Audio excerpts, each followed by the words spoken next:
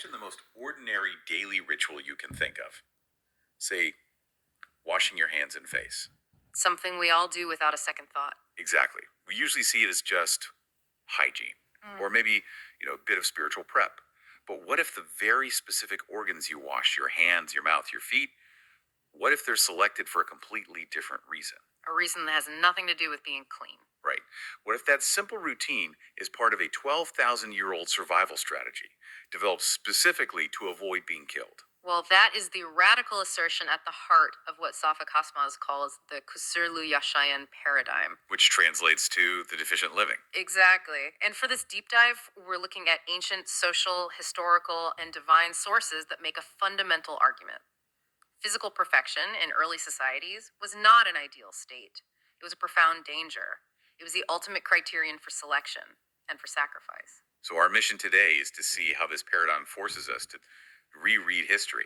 We're going to look at ancient Mesopotamian requirements for sacrifice. Yeah. Then we'll scrutinize the Kadesh Treaty, the world's first written international agreement, and find a hidden meaning there. A meaning everyone seems to have missed. And finally, connect all of that to the anthropological meaning behind the organs purified during Islamic Ablution, or wudu. We're looking for that spark, that aha moment that ties all these threads together. And to do that, you really have to set aside a lot of modern assumptions, both theological and legal ones. You have to ask a different question.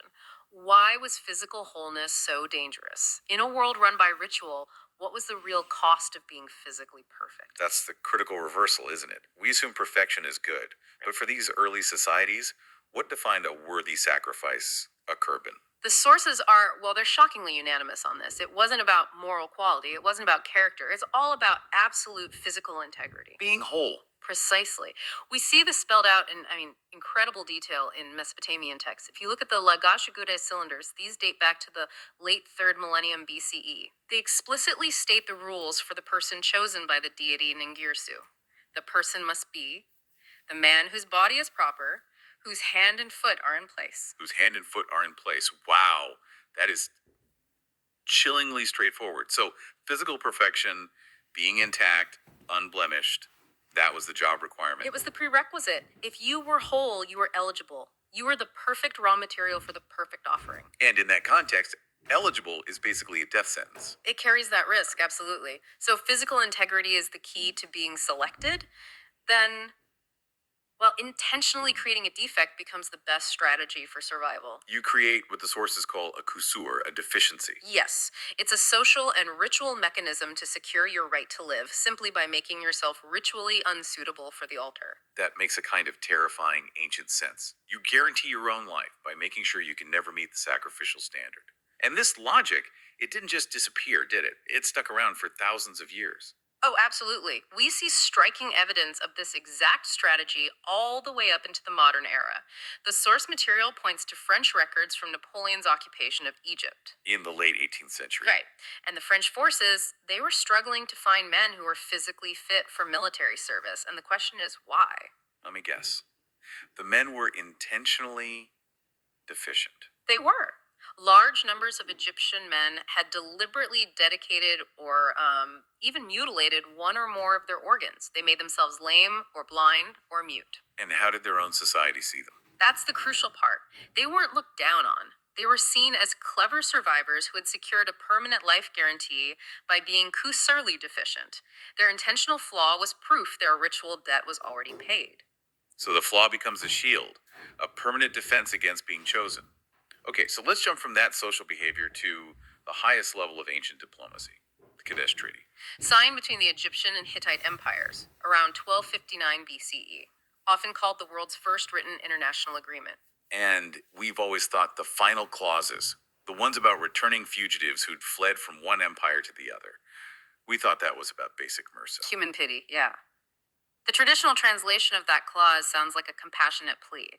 It says something like, their eyes should not weep, and vengeance should not be taken from these persons, their wives and children. So the interpretation was basically, don't harm them, be nice. Right, show a little compassion.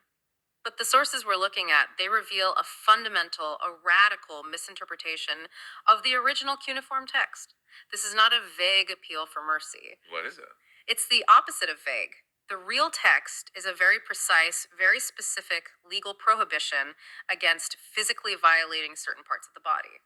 It explicitly forbids touching the very organs that define ritual perfection. So what does the accurate translation say? It says, the eyes, the mouth, the nose, the ears, the skin, and any part of his body shall not be touched.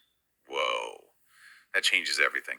You go from a general don't seek vengeance to a forensic itemized list of untouchable body parts. So why would an international treaty specifically list a fugitive's eyes, nose, and mouth?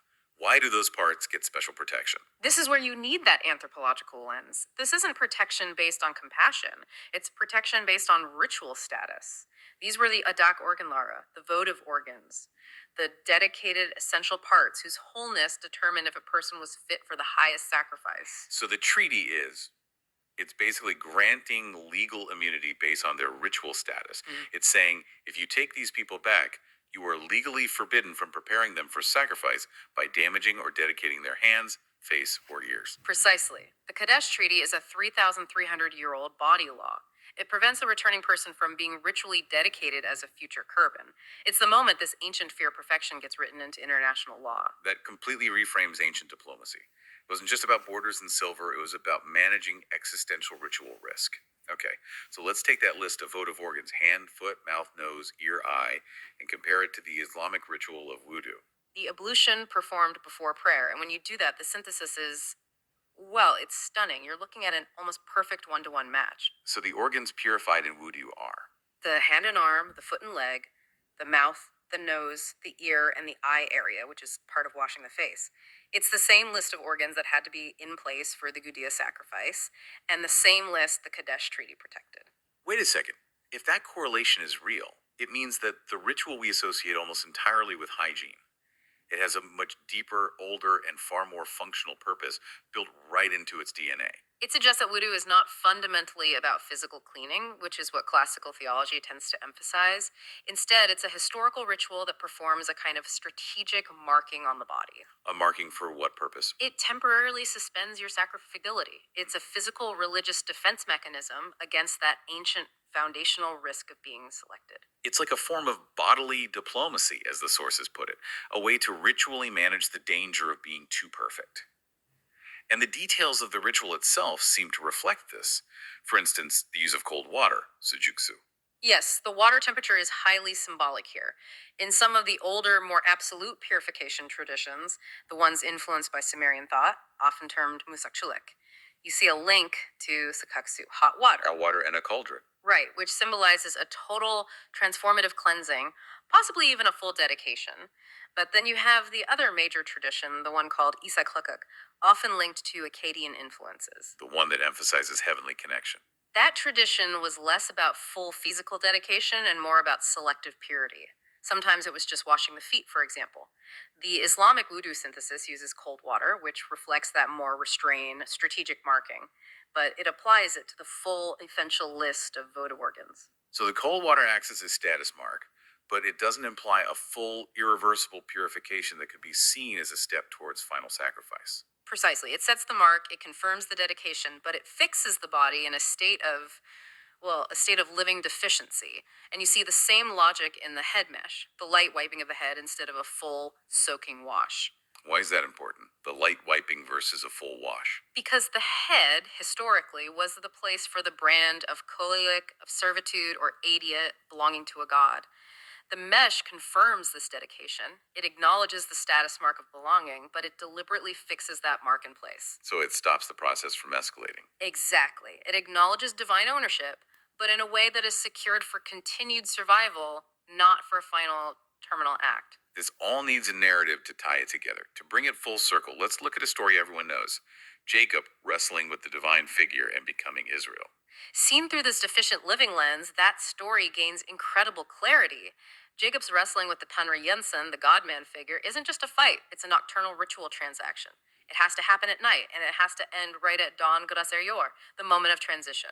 And the cost of his survival, the price for his new status as Israel, is the dedication of his iluk, his thigh or leg region. Which results in Jacob's immediate topalik, his limp.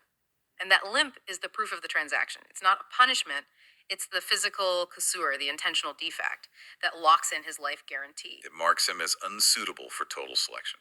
It does, and that explains the later Jewish traditions, right? The prohibition on eating thigh sinew, the ritual of swearing on the thigh bone. The limp is the symbol of survival secured through imperfection. It's the ritual scar. And this story really shows that split you mentioned earlier. The Izakaluk, or Akkadian tradition, representing the ideal of the Kususus, the perfect one, which tries to minimize these ritual marks. Right, maybe by focusing only on foot washing. While the Musakaluk, the Sumerian tradition, represents the shift to the Kusurlu, the deficient reality, it embraces the rituals needed to manage that risk. And the Islamic voodoo becomes the final synthesis. It takes the Akkadian focus on strategic marking and applies it to the full Sumerian understanding of which body parts had to be ritually neutralized to avoid being chosen. So, when we pull all this together, what does this radically altered perspective really mean for us? This deep dive seems to show that our understanding of these ancient rituals and even diplomacy has been, well, fundamentally upside down. It certainly seems that way. The Kadesh Treaty isn't just a plea for mercy.